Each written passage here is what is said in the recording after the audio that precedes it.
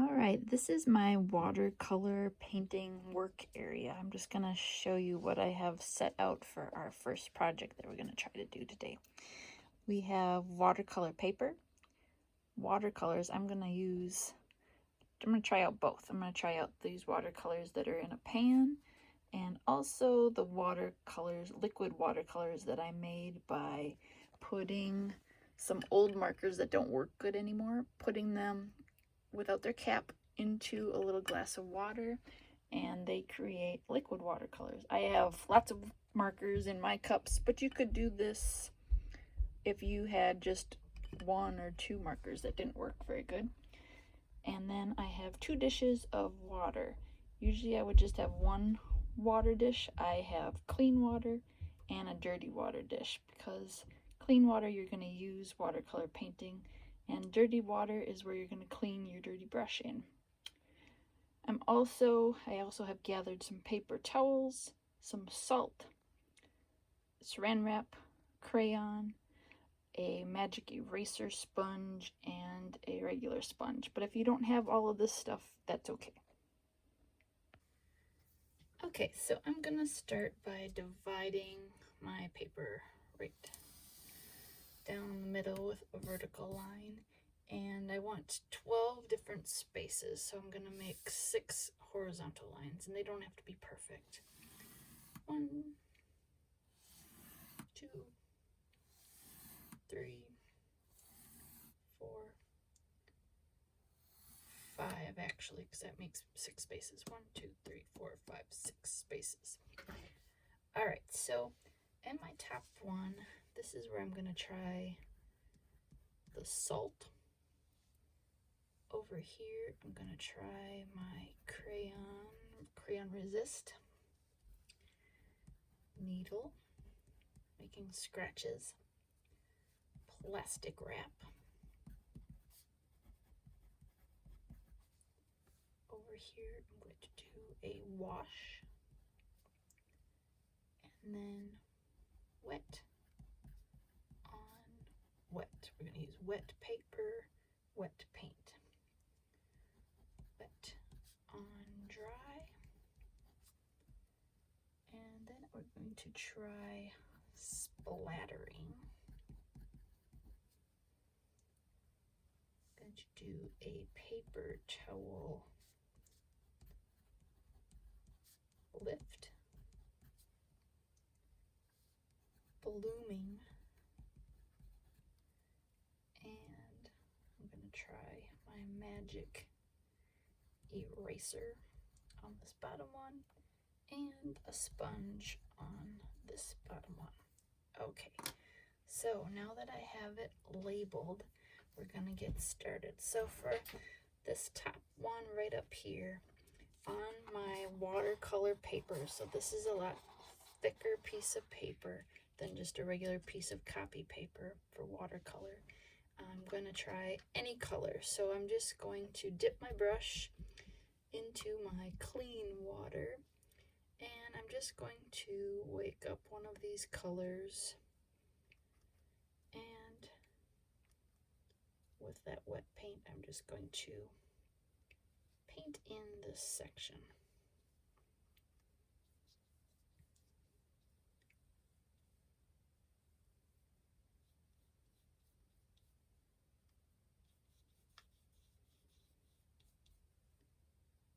Oops, I almost dipped my dirty brush into my clean water. Good thing I stopped myself. I'll probably do that over and over again. Once my brush is dirty, I want to go into the dirty water tub, not the clean one. Okay, and then with paint nice and wet, we don't want to let it dry before we sprinkle the salt on. We're just going to take a little bit of salt and sprinkle it right into the wet paint, and then that one is just going to sit and do its thing. It takes a little time for that to work. So that salt would create a texture. It's a way to create some texture in your watercolor painting. So we'll let the salt sit, and we'll move on with the next experiment, which is the crayon section. So we are going to put down anything. It could be crayon, it could be oil crayon. That's going to resist, the paint will resist that area. So I'm just going to make some stripes here. If you had rubber cement, you could also put down rubber cement to mask off an area of your paper. Maybe you wanted to have a section of your watercolor painting stay white like the paper. You could mask it with rubber cement, and then when it's dry later on, you could take the rubber cement back off the paper just by rubbing on it. Alright, so you'll notice that I used big Cool Whip dishes for my water. You want to have a nice big water dish so that you can really dilute the color of your paint, and it works better than having a teeny tiny water dish.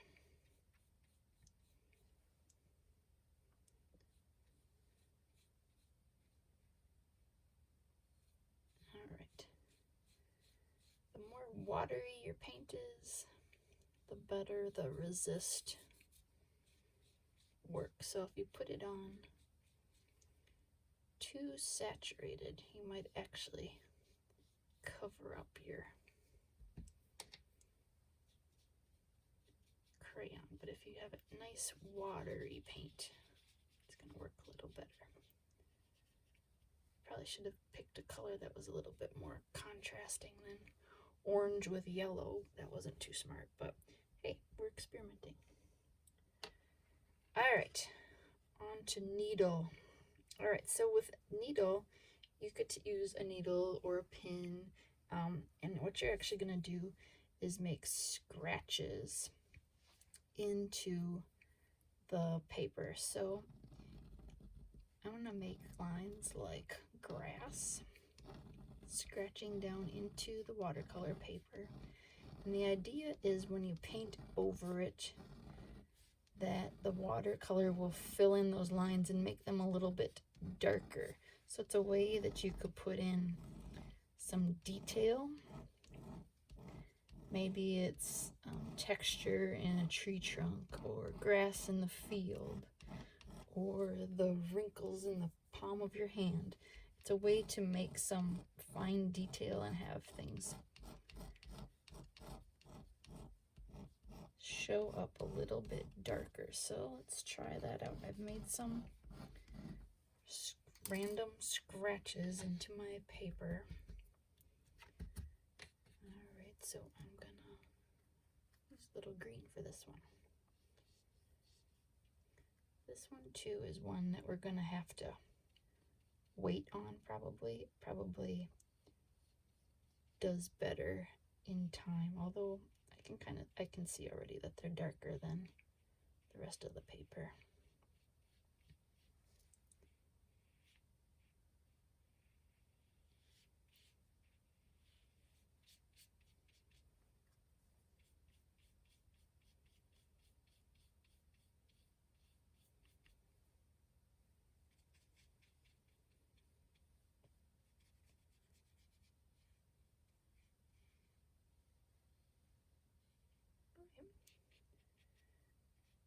You can see how it kind of went into those scratches, and those areas are a darker green. Experiment success on that one, I would say. Okay, another textural one, plastic wrap. So for in this square, we're going, or rectangle, it's not a square. In this rectangle, we're going to put down some wet color, and while our color is still wet, before we give it a chance to dry, we're going to just take a little bit of crumpled plastic wrap and press it down into that area. And then when we let that dry and remove it later on, the watercolor should have pooled up a little bit and dried in those wrinkles, and it will make an interesting texture for us. That's the idea. All right, so let me choose another color here on my pan. How about this one? It's pretty. All right,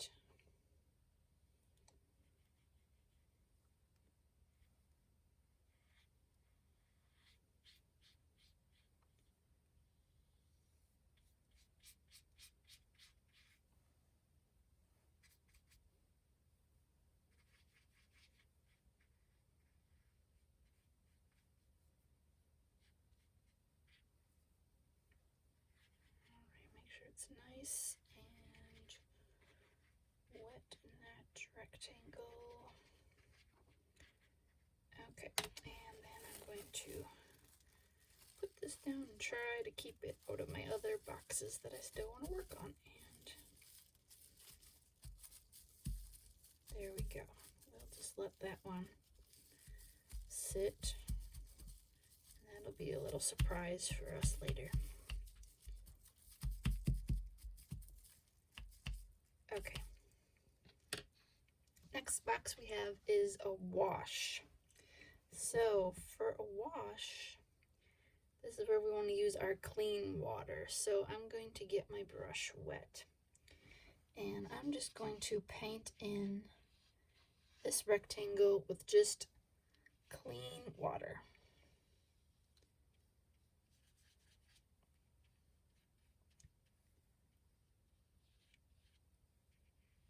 Washes are used a lot in watercolor painting.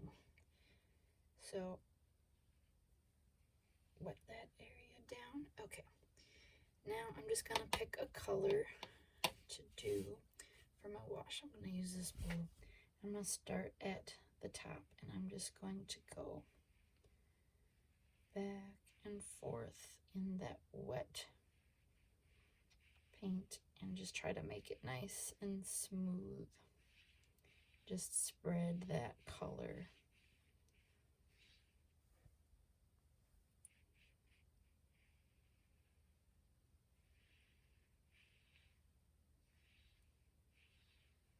It's a little area to do a wash in, but it's working. You get the idea. All right, so you see how it kind of side to side, horizontal, back and forth, and the water just kind of pulls the pigment and just lets it flow together.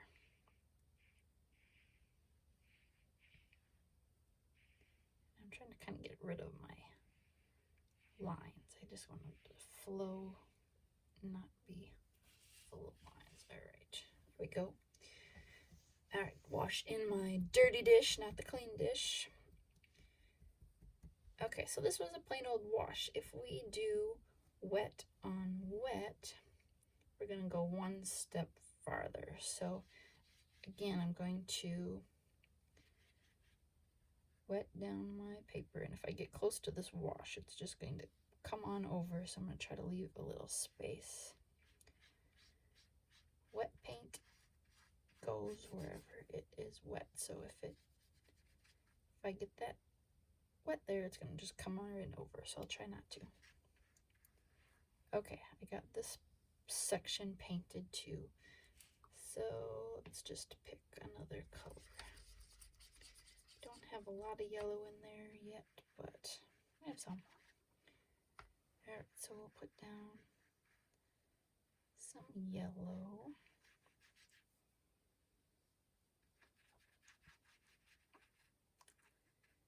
And then without letting my yellow dry, I'm just going to go right to a different color. And you can see it just kind of has a mind of its own then, and it can just kind of spread and do what it wants to on that wet area.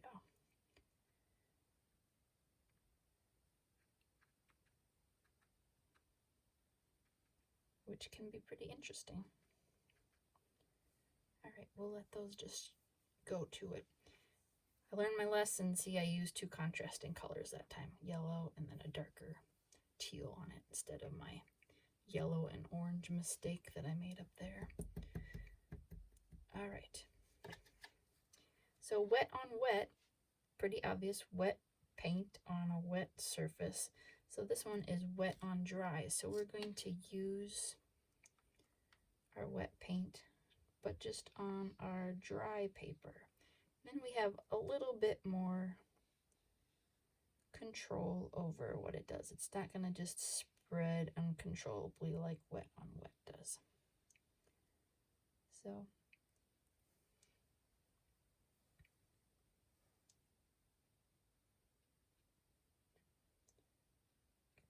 a darker area by adding more pigment in there. It'll stay in the area that I have wet. It won't spread out into those dry areas. Okay, splatter, the one you guys have been waiting for. Most people like to splatter. All right, we'll try, let's see. Ooh, black, that's bold. All right. So if you just kind of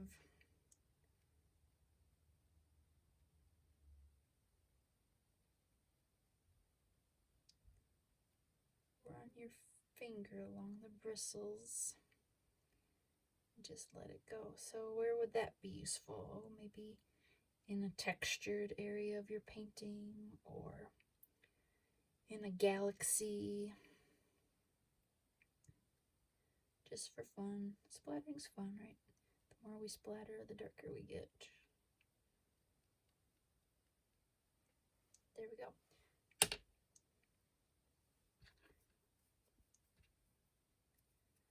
All right, my paper towel lift. I'm gonna start just by painting my rectangle, and then we have to wait for that one to dry. Well, no, actually we don't. We have to wait for it to dry for the magic eraser, but paper towel lift we can lift off right away, sorry. Okay, so I'm going to paint some of this blue here.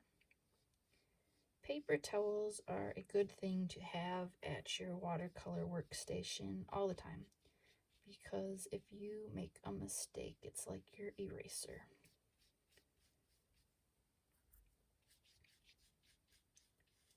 So I'm going to paint in my rectangle, and then we're just going to see what that paper towel can do.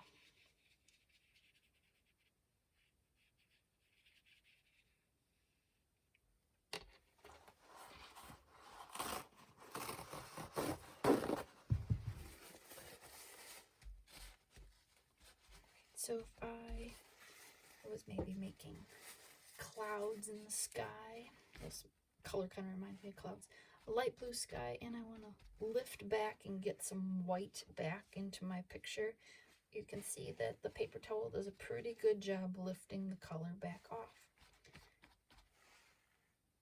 If you made a mistake and you want to get rid of it, there's your first bet. Take some paper towel, just try to lift it back off. All right. Blooming. This is kind of like wet on wet, so I'm going to take my wet brush and some wet paint and just make a wet oval of wet paint here. And then I'm going to take a different color, also wet, and just place it in there. And you can see it kind of just runs as far as it can. So I'll put down a little of this color. We'll try it with a different color combination. And a little of this wet color.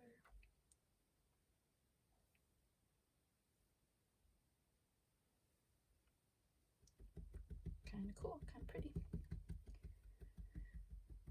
Okay, magic eraser. I'm just gonna paint a little area and let that dry, because we're going to try our magic eraser and see how well it does removing the watercolor paint. Our last one on the experimental sheet is sponge, and this is the sponge that I had. So I'm going to get my sponge a little bit wet. I'm going to go into one of my colors and just bounce it around. You can see what kind of texture you could get from sponge painting with watercolor.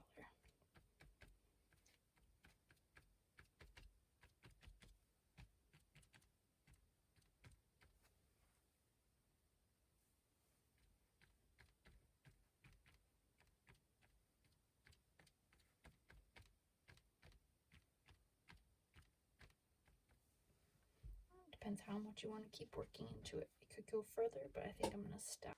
Alright, I waited, and now my paint is dry. I'm going to try this magic eraser, and actually I'm going to cut off a little bit of magic eraser.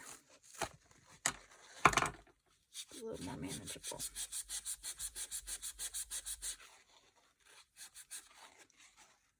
Try getting it wet, see if that looks better. Oh, yeah. Wet magic eraser works pretty well. I just erased part of that I had painted. Alright, I'm going to zoom in and show you a little more close-up view of what the salt did. There's a needle, the wash, wet on dry, paper towel lift, what I just did with the magic eraser. That's how my sponge painting dried, and my blooms, the splattering, and look at the little cool splatters that were in the wet and wet. They kind of look like little polka dots now. The plastic wrap, and my crayon resist. There we go. Experiment done.